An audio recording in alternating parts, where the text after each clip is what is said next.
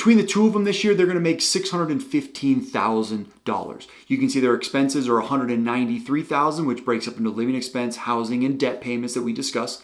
Their tax payments going to be around $135,000, and then state and FICA. Their planned saving is $46,000. That's pretty much maxing out their 401ks. We are going to control this with two different places. You want to retire early? It sounds great, and it could be great. These young clients that just came to me wanted to do the same thing. They're high income earners. They think they got it all figured out, but I'm here to show them there's some hurdles that you still got to jump over to get there the way you want to. Let me show you what I mean. We're going to do this with 6 topics: spending, investing, investment selection, tax diversification, distribution order once they get to early retirement, if they get there, and 6 is insurance. What type of insurance will they need? Let's go. Let's head over to the financial plan. All right, so here we are, Joe and Jane Young Wealth. You see how I did that? These are real clients. I'm hiding their names, but Young Wealth, which they are really wealthy. Let's go over their snapshot. They got a 67% probability of success thus far, which is actually pretty dang good. But I'm going to show you what that all means and some of the problems that they're going to run into. They got a net worth of $1.75 million. Their effective tax rate is 23%. Their total effective tax rate, which is all taxes, including their FICA, is 30.9%. And then their savings rate is 23.9%. And remember a couple of those numbers. Remember the savings rate and remember the federal or the effective tax rate. We're going to come back to that later. You can see on their balance sheet in the bank, they got $10,000. The invested assets, $1.05 million. Real estate assets, $1.4 million. They got a mortgage of $500,000. They got a little bit of student loans, but they'll probably end up taking care of that after talking to me. And then some other debts, some other personal debts that they're paying back over a long period of time. So overall, in a phenomenal spot, and they're just in their mid-30s. They're in their mid-30s. Their tax allocation is half of their invested assets are in a taxable account, half of their assets are in a tax-deferred account, and their current investment allocation is 76% equities, 24% fixed income. A lot of the reason for the fixed income is they didn't realize that they were in a target date fund in a 401k, and so they have a lot of bonds in there. In addition, they have a lot of money market or cash saved up at the moment. So here are their goals. These are really important. All the segments that we discussed, the 6 places that we're going to identify are going to completely reflect these goals. The decisions that we make reflect these goals. 1, they want to retire early at 55 or earlier. They want to reduce down to 1 income. So that means Jane Young Wealth wants to stop working a little bit earlier, maybe 45 if we can get her there. They want to live comfortably in retirement, feel secure along the way, which could be a long time. They're pretty healthy. So from 55 to 100, that's 45 years. They got to have some assets saved up. They want to protect their growing family. They have 1 child and they want to have another. They want to optimize their investments of all kinds. And then they potentially want to buy a second home. So those are the big goals. So now they know why a lot of these decisions that I'm going to tell them to make, a lot of the actions I'm going to have them take, now you're going to know why they apply.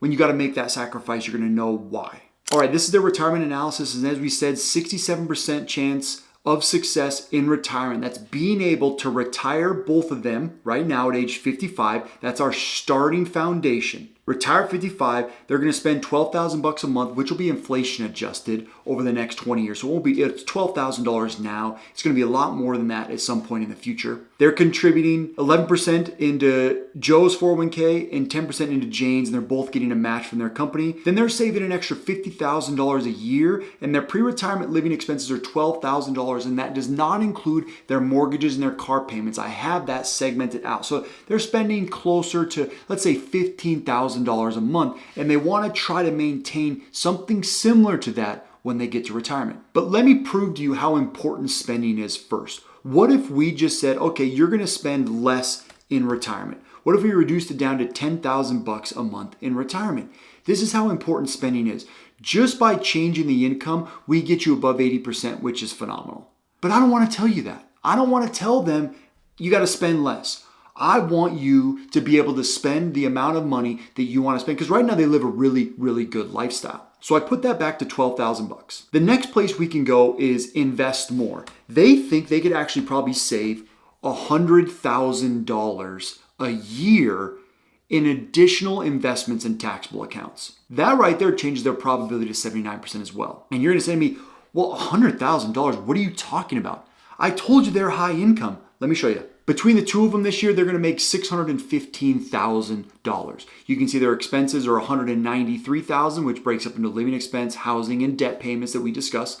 Their tax payments going to be around $135,000, and then state and FICA. Their planned saving is $46,000. That's pretty much maxing out their 401ks. We are going to control this with two different places: spend unsaved cash flows and net cash flow saved. And you're going to say, well, Thatcher, why does that say $75,000? That's less than 100. Well, this is their original plan. This is the $50,000. And then they got some stock plans that they're going to be investing in as well. And then they basically spend the rest. But what if I switched it to the proposed plan, the change that I just made? You can see that flip-flops this. They're going to end up saving an additional $125,000 a year. That's the $100,000 that I suggested, plus the stock plan. And then they're going to spend maybe some unsaved cash flows or utilize it for some other things that are important to them. But here is the cash flow and how important managing the money is. So you can see here saving that amount of money is really important. But here's the question. What if Jane wanted to retire early? What if she wanted to retire at the 45 that she suggested?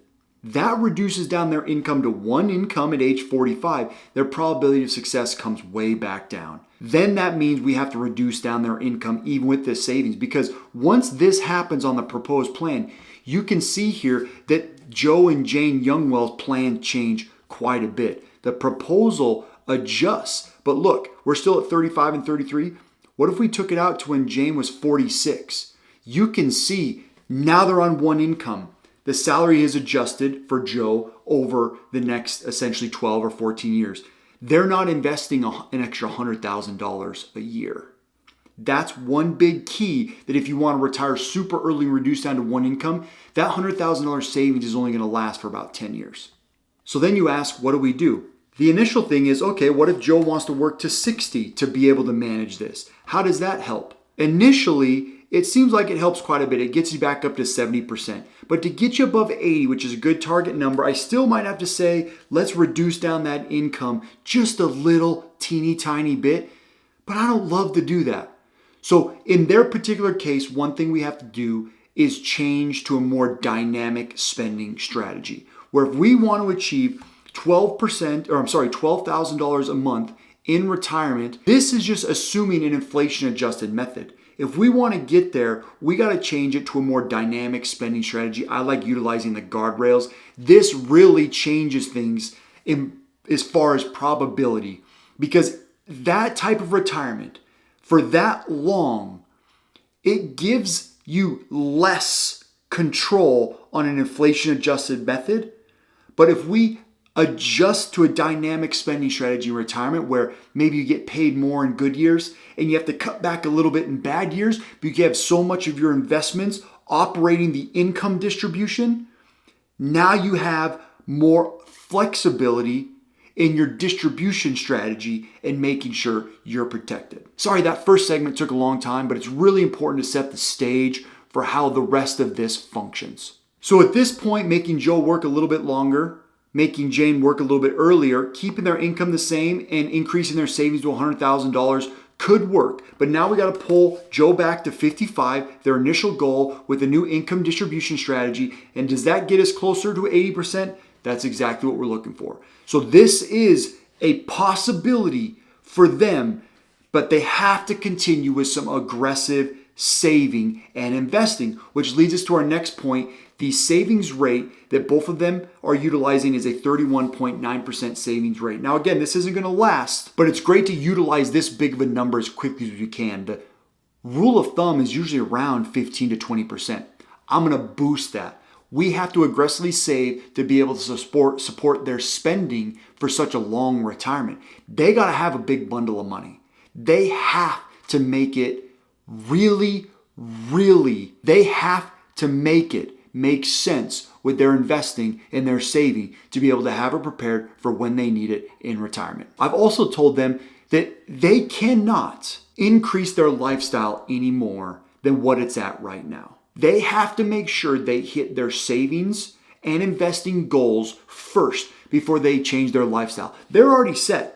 They have a really large, nice house. They have nice cars. They have everything set up. They have very little debt that's going to be managed. We're going to be able to take care of that, but we're not going to talk about a ton of that today. But they need to make sure that their expenses are managed. This doesn't, avoiding expenses and avoiding your budget, even when you make a ton of money, is a ridiculous assumption, especially if you want to retire early.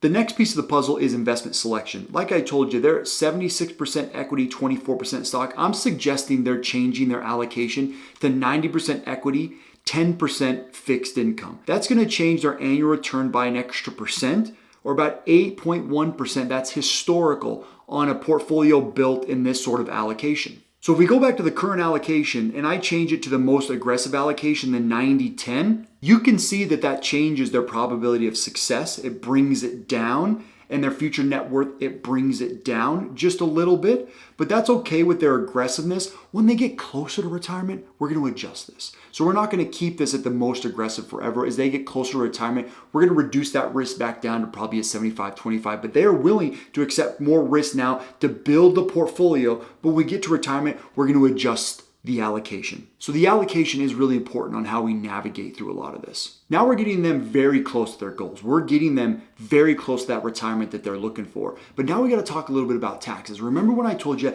half their invested assets are in a taxable brokerage account and half their invested assets are in 401ks and IRAs or tax deferred accounts? Right now they're at a 50-50. The reason for that is we are maximizing as much pre-tax as we can in the 401ks for these clients because they're in their highest tax brackets early. Once there's the early retirement, their tax brackets are going to drop significantly. Then in their 70s, mid 70s, they're going to start to get required minimum distributions, which are going to increase their taxes, but they're still, their federal tax rates in retirement are lower than what they are now. So we want to defer as much as we can and pay taxes on it later.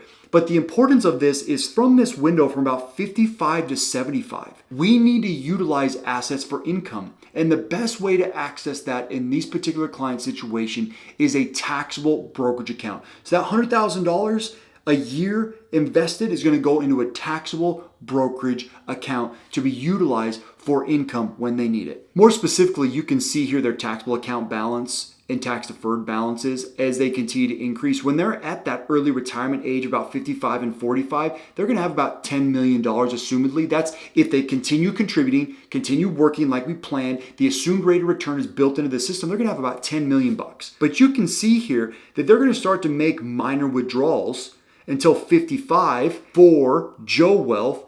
That's what's going to be their main supplemental income. So we're already projecting out their withdrawals from taxable accounts through retirement and how much they'll need. We keep going, and then in their mid 70s, that's when required minimum distributions start. Because of the aggressive investing now and the accumulation of the assets while they're earning a lot of money and they're limiting their spending, it allows them to let their assets accumulate at a bigger fashion in retirement than what they're actually distributing and using. We'll be able, with the dynamic spending strategy, to monitor this on a regular basis to give them more in big years and cut them back. So we'll be able to navigate this, but this is a good roadmap to show clients how you're going to distribute assets, the order of distribution once you get there. And then lastly, insurance. I told them, Joe and Jane, that they both need more term insurance as of right now to protect themselves in the event of catastrophe. If one of them passed away unexpectedly,